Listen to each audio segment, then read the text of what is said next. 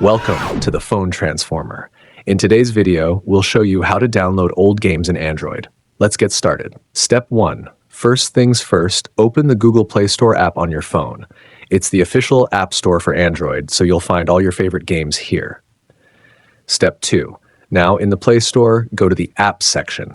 Here you'll see a wide range of available games, both new and old.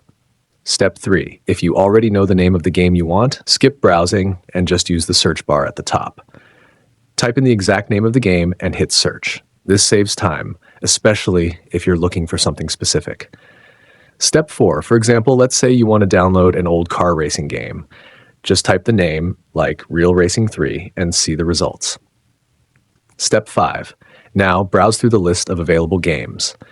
Once you find the one you want, tap on it, then hit the install button. Wait a few seconds, and boom.